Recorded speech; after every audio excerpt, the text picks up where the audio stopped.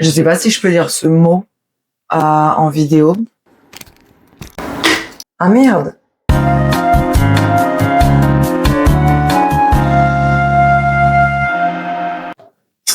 Et bonjour, on se retrouve aujourd'hui pour une nouvelle vidéo que je fais dans ma cuisine parce que je suis en train de me faire à manger en même temps que je vous parle parce qu'en fait, je suis une meuf overbooked, donc voilà, là je fais plein de trucs en même temps en fait.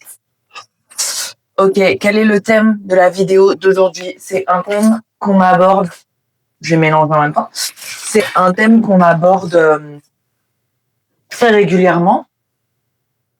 Les films P, les films pour adultes, les films X, comme on les appelle. Pour ceux qui me connaissent, vous savez que j'ai tourné dans quelques films P. Peut-être certains m'ont vu pour la première fois de leur vie dans ce genre de contenu. Alors, pourquoi c'est important d'en parler? Je pense que déjà, c'est important d'en parler tout le temps, parce qu'en fait, les films P ne représentent pas la réalité, ce que les personnes souhaitent dans la vraie vie. Et à cause de la prolifération de films P des dernières années, eh bien, on a tous été éduqués à des trucs qui sont pas vrais. Alors, les films P sont très utiles en tant que support pour soi-même, pour faire des choses avec soi-même, pour les rapports intimes avec soi-même, pardon, ou à plusieurs. Mais ça doit rester du support et ça doit rester raisonnable parce qu'on peut tomber dans une addiction. Il y a un peu un débat autour de ça. Certains disent qu'on peut pas être accro au film P, mais qu'en fait c'est l'acte qui accompagne quand on a un rapport intime avec soi, etc. Moi, je sais pas. Enfin, il y a plusieurs sons de cloche. Moi, tout ce que je sais, c'est que quand on regarde des films P, il faut être conscient que, encore une fois, c'est un support et que c'est pas du tout la réalité.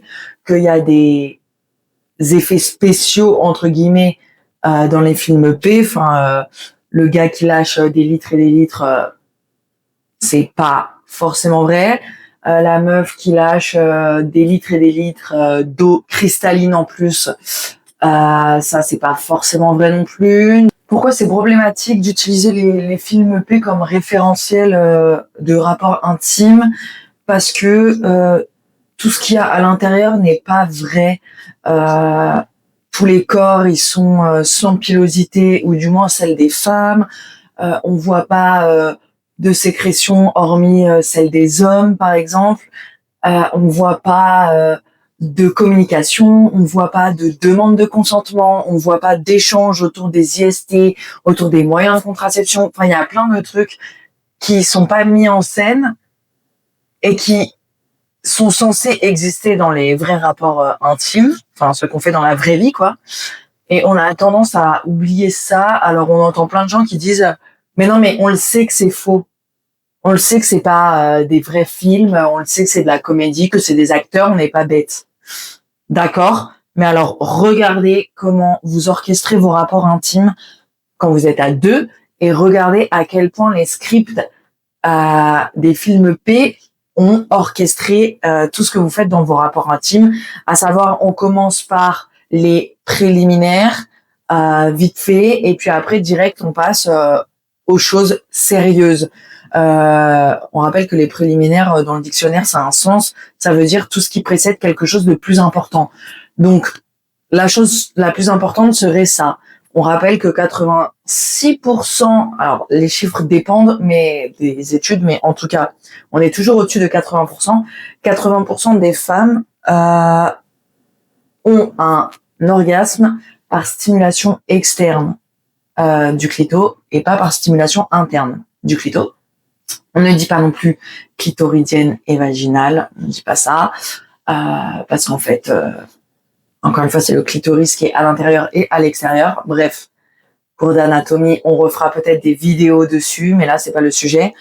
Et donc, tous ces aspects-là qu'on voit dans les films P, on les reproduit sans s'en rendre compte dans nos rapports intimes et personnels.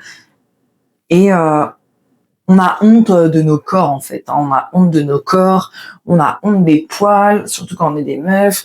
Les hommes, ils sont obnubilés par la taille de leur truc, en se disant ouais, j'ai une petite, j'ai une petite, j'ai une petite. Tous les gars que j'ai rencontrés dans le cadre de mon taf, notamment aussi dans le perso, ils sont persuadés d'en avoir des petites. Alors que des fois, ils en ont pas du tout des petites, bien au contraire. Et au pire, qu'est-ce que ça fait si t'en as une petite? Comme si tout ce qui comptait, c'était la taille du truc, alors qu'on le sait que c'est pas la taille qui compte, et on le répétera jamais assez. En fait, si c'était la taille qui comptait pour l'épanouissement de nos rapports intimes, ça serait très facile. On aurait juste à faire des chirurgies esthétiques d'augmentation, et on serait sûr que tout le monde serait épanoui, quoi, dans les rapports intimes. Je pense que c'est un peu plus complexe que ça. C'est pas la taille qui compte, c'est la communication, c'est le consentement, c'est, enfin, tout un tas de choses qui, malheureusement, n'apparaissent pas dans les films P et dont on ne parle pas, en fait. Là, le débat n'est pas pour ou contre les films P. Ils existent, ils existeront toujours. Moi, j'ai gagné de l'argent en faisant ça. Le débat n'est vraiment pas pour ou contre. Le débat est attention, comment vous vous en servez. Attention, c'est pas la vérité. Et si on veut aller un peu plus loin dans le débat, parce que c'est ça qui inquiète beaucoup de personnes, notamment l'accès des mineurs sur ces sites P, j'ai envie de dire, en fait, les mineurs y auront accès quoi qu'il arrive parce que c'est là, c'est partout. Donc la question, c'est plutôt qu'est-ce qu'on fait pour prévenir ça, pour avertir les mineurs, pour dire attention, c'est pas la vérité, vous pouvez vous en servir, parce que de toute façon, c'est là, ils n'ont pas besoin de l'autorisation des personnes majeures pour s'en servir, et faire en sorte que ils ne subissent pas les mêmes choses que nous on a subi, en mode on s'est retrouvé face à ce genre de contenu beaucoup trop tôt sans que personne nous en parle parce que c'était un sujet tabou, et du coup aujourd'hui c'est très compliqué d'avoir des rapports intimes qui sont satisfaisants et épanouissants. Pourquoi? Parce que on a honte de tout, parce que on est gêné de tout, parce que tout est tabou, parce que on se sent pas bien dans nos corps, on a peur d'être jugé, etc., etc. Mon téléphone il fait chut, mon pied, je suis mort. On a peur d'être jugé, etc., etc. Enfin bref, c'est juste ça le débat. Pour ou contre les films P, c'est pas du tout ça le débat. C'est pas le but non plus de notre talk en fait. Le but de notre talk, c'est de faire un peu un état des lieux de ce qui existe et de dire ok, c'est bien, c'est pas bien, même si c'est hyper subjectif, mais voilà. Là pour le coup, c'est vraiment pas le débat. Bien, pas bien, c'est pas le débat. C'est pas bien quand c'est mal utilisé. Comme tout un tas de choses sur Terre en fait. Enfin, on entend toujours ça. Non, mais moi je suis contre l'intelligence artificielle, par exemple, un sujet au pif. Tu peux pas être contre un truc qui peut nous apporter des bonnes choses. En fait, on est contre la mal-utilisation.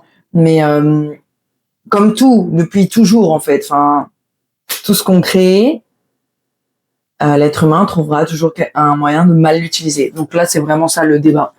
Donc voilà, les films P, à prendre avec de grandes pincettes. Si vous avez des questions par rapport à ça, des témoignages aussi, à ce que ça vous a fait, si vous vous êtes senti trop accro. Moi, je sais que j'ai eu une période où c'était très compliqué de vivre sans les films P, où j'en consommais plusieurs fois par jour. C'était assez compliqué, j'ai dû faire une cure et tout, de détox. Je pense que, alors, il faut pas en faire un sujet tabou, enfin, même si je sais que ça l'est, c'est difficile. On peut se faire aider si on n'arrive pas à s'en sortir tout seul. Le but n'est pas d'éradiquer complètement les films P de sa vie, mais de reprendre une consommation normale, parce que, encore une fois, comme plein d'autres choses dans la vie, quand la consommation est trop élevée, ça peut avoir des répercussions sur notre bien-être, notre santé mentale, notre équilibre et notre épanouissement. Donc voilà, il faut vraiment avoir une consommation consciente. Une consommation consciente, c'est-à-dire je m'en sers comme support pour mes rapports